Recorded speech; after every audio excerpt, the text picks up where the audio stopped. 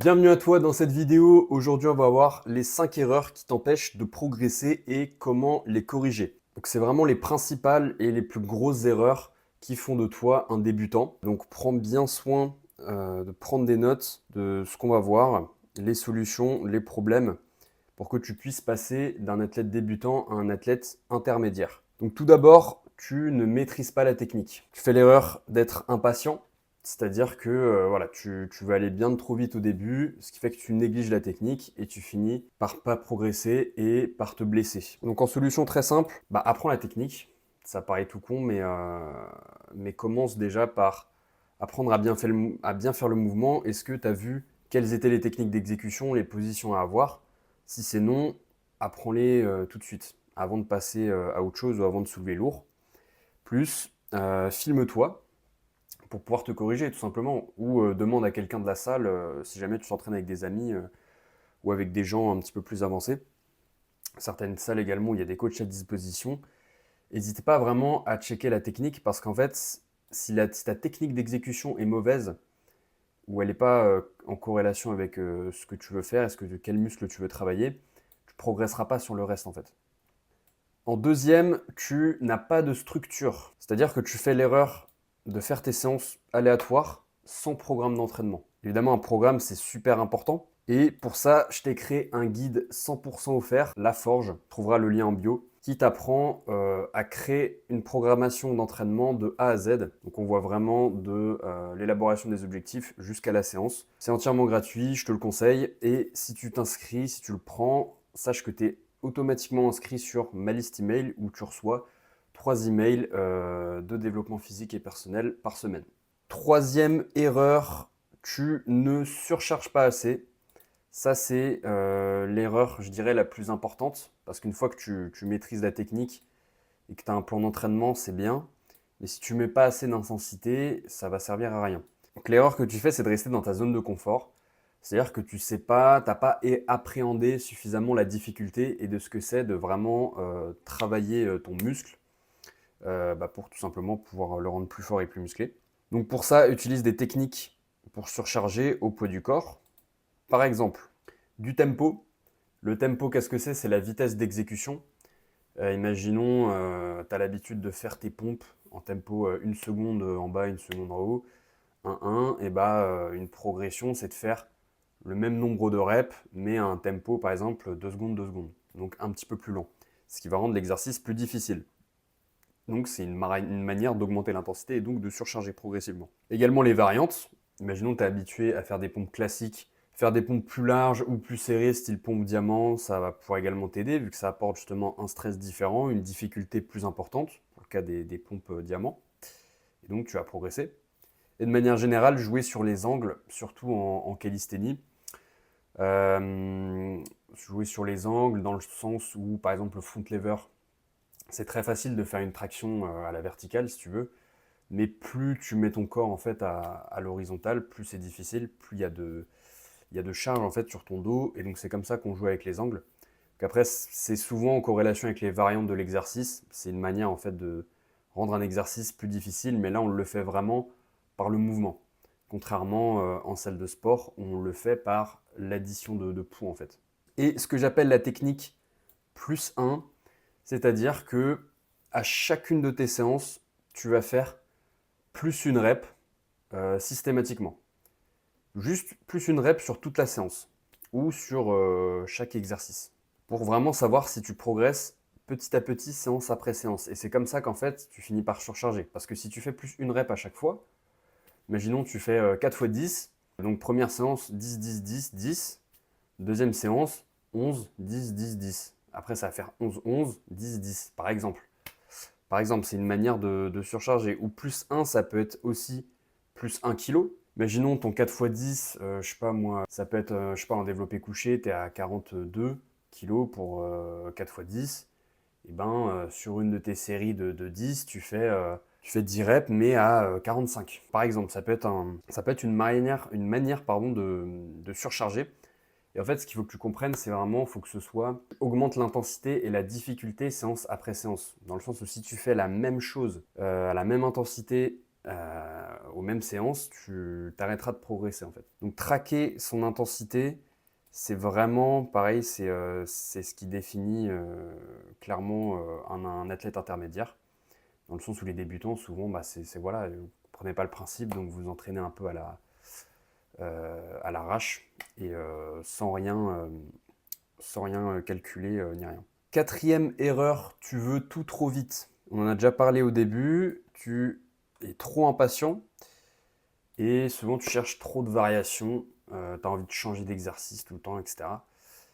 Donc ok, c'est important d'avoir de l'adhérence dans son entraînement, donc d'aimer ses exercices pour pouvoir justement garder ton entraînement sur le long terme et donc progresser. En revanche, il ne faut pas que tu cherches à changer tous les 4 matins parce qu'en fait ton corps n'aura pas le temps de s'habituer. Donc pour ça, pareil, il faut que tu traques tes progrès, donc avec un journal d'entraînement. Voilà, lundi, j'ai fait des dips, j'ai fait 10 reps, ensuite 8, après 9 et ensuite j'en ai fait 6. Voilà, tu notes comme ça, tu sais, et tu peux faire la technique des +1 pour surcharger. Plus, tiens ton programme 2 mois minimum. Donc ça peut être contraignant, mais le truc c'est que, en fait, il faut le voir comme ça. Ton entraînement, c'est un stress que tu vas faire subir à ton corps. Tu vas lui envoyer le message pardon, tu vas lui envoyer le message qu'il a besoin en fait de se renforcer pour pouvoir résister à la charge que tu lui imposes. Donc la charge, typiquement, c'est les exercices et le poids en fait que tu fais soulever à ces muscles, qui va en fait envoyer un message à ton cerveau de ah bah sur ce mouvement-là qui utilise tel muscle, on va devoir renforcer ces muscles-là en fait. Et selon l'intensité, voilà, on va devoir prendre un petit peu de muscle, devenir plus fort. C'est comme ça que ton corps le voit. Donc forcément, il va y avoir un temps où ton corps va falloir qu'il s'adapte à ce que tu lui fais subir. Sauf que si tu changes tous les 4 matins, tu veux, ton corps, il est perdu. Il peut pas se dire, ok, j'ai remarqué que, je sais pas, moi, tous les lundis, je fais que des dips. Donc voilà, je peux m'habituer aux dips. Imaginons, en fait, une fois c'est les dips, après des pompes, après du bench, après du... Ton corps, même si c'est les mêmes groupes musculaires, ok, on se comprend, ce ne sera pas le même type de stress et donc en fait tu progresseras moins vite vu que ton corps s'adaptera moins rapidement en fait. Donc traque tes progrès et tiens ton programme 2 mois minimum jusqu'à 3 mois à l'idéal pour une bonne programmation. Et ça évidemment j'en parle un petit peu plus en détail dans mon guide offert La Forge. Et enfin, dernier et cinquième point, tu négliges la récupération. C'est pas le tout de s'entraîner beaucoup et de s'entraîner dur, ce qui est très bien, c'est l'important. Mais en fait, faut que tu comprennes que, voilà, c'est comme je disais tout à l'heure, l'entraînement c'est un stress, ton corps il s'adapte. Mais en fait, il s'adapte pas pendant la séance. Pendant la séance, tu viens programmer. En fait, c'est comme un ordinateur. Ça, j'en ai parlé d'ailleurs sur un mail que j'ai envoyé la semaine dernière dans mon canal privé. En fait, c'est un stress. C'est comme si, compare ton corps à un ordinateur, tu lui envoies le programme qu'il doit accomplir telle tâche. Bah, l'entraînement, c'est un peu le programme que tu t'écris en fait dans ton corps. Et le moment où il exécute ce programme-là, ça va être pendant la nuit et pendant le repos. Et c'est là en fait qu'il va utiliser ce que tu lui donnes en ressources, sommeil, alimentation, etc., pour justement créer les adaptations suffisantes. Donc récupérer musculairement, rajouter plus de fibres musculaires, donc hypertrophier ton muscle, etc. Donc si tu as un bon entraînement, mais que tu ne récupères pas assez des stress subis par ton entraînement, ton corps ne pourra pas s'adapter et donc tu ne progresseras pas en fait. Donc ton intensité et ton volume d'entraînement, elle dépendra toujours de ta capacité à récupérer. C'est pour ça que certains athlètes, par exemple, peuvent s'entraîner beaucoup de fois sans avoir des baisses de performance, au contraire, parce que souvent, ils optimisent aussi beaucoup leur récupération.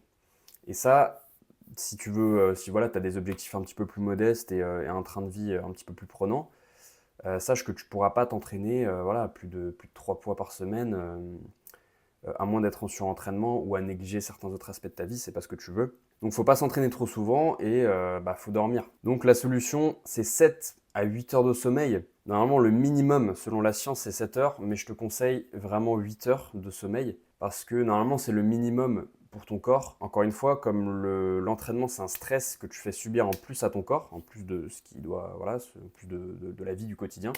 Et ben, avoir une 8e heure de sommeil, c'est quand même bien pour être confortable, on va dire. Pouvoir suffisamment récupérer, parce que crois-moi que quand tu es en dette de sommeil et quand tu t'entraînes, déjà tu as une grosse baisse de performance et tu as aussi de gros risques de blessures.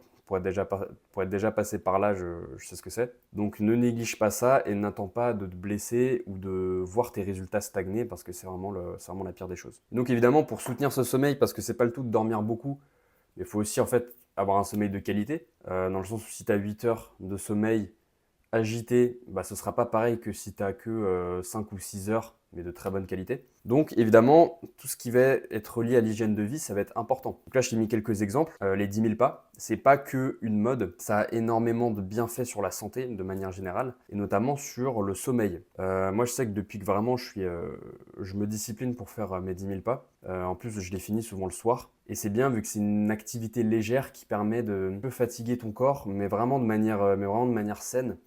Et ça favorise vraiment l'endormissement, comme par exemple, je sais pas, avoir une température de chambre un petit peu plus froide pour favoriser l'endormissement en sommeil profond. Et pareil, bah, une bonne alimentation. Donc là, plutôt que de mettre aliments sains, parce que en aliments sains, si tu veux, bon, ça veut rien dire, des aliments bruts, moins c'est transformé et plus c'est brut, mieux c'est en fait. Donc avant de calculer quoi que ce soit ou de suivre n'importe quel régime, concentre-toi d'abord sur la qualité de tes aliments. Qu'est-ce que tu mets dans ton corps? D'accord? C'est super important. Tu auras beau calculer tes calories. Ok, peut-être qu'en apparence, tu auras le physique que tu voudras, mais en termes d'énergie, en termes de santé, en termes de voilà, tout ce qui est santé intestinale, énergie, concentration, cerveau, etc. Ça va dépendre en fait de la qualité de ces aliments et de ces taux en micronutriments. Donc voilà pour ton hygiène de vie et ton sommeil. Donc en conclusion rapide, tu ne maîtrises pas la technique. Donc commence par maîtriser la technique, c'est super important, sans quoi, pardon, tout le reste ne servira à rien. Structure tes entraînements, fais-toi un programme bien propre, bien structuré. La forge, le lien dans la bio. Tu ne surcharges pas assez, donc fais en sorte d'avoir une intensité toujours constante. Donc ne reste pas dans ta zone de confort. Prends un journal d'entraînement où tu notes tes répétitions, tu fais plus une rep à chaque fois. Ne va pas trop vite, tiens ton programme 2 mois minimum et traque tes progrès. Et enfin, occupe-toi de ta récupération. C'est comme ça que tu progresseras et que tu récupéreras de tes entraînements. Tu construiras plus de muscles, tu deviendras plus fort. Donc ne néglige pas ces 5 points et tu feras automatiquement partie de la case intermédiaire parce qu'en fait, tout simplement, tu verras tes premiers résultats et donc ça veut dire que tu t'entraînes correctement en fait, tout simplement. J'espère que ça t'a plu. Mets-moi toutes tes questions et tes remarques en commentaire, j'y répondrai. Et sache que si tu veux aller plus loin, je te propose un appel de coaching 100% offert. Donc ça, parmi toutes les vidéos YouTube que tu trouveras, c'est ce qui t'aidera le plus parce que c'est un appel personnalisé. En fait, tu viens, on fait le bilan sur ta situation, tu me poses toutes les questions que tu veux. Ok, je vais y répondre vraiment en fait en te donnant le plus de valeur possible, de manière vraiment personnalisée. Et seulement si tu le veux, je te présente mon accompagnement payant. Voilà, tu dis oui, tant mieux, on voit si on peut travailler ensemble. Et tu dis non, il n'y a pas de souci, tu repars avec de la valeur. Donc voilà, je tiens à être 100% transparent avec toi. La transparence, c'est une de mes valeurs, c'est super important pour moi. Donc voilà, n'hésite pas à liker et à t'abonner. Je te dis à la prochaine, c'était Sam, ciao.